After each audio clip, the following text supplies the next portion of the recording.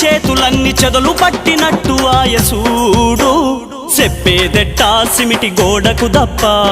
ఎల్లేదెట్టా బతుకు సిల్లుల తట్ట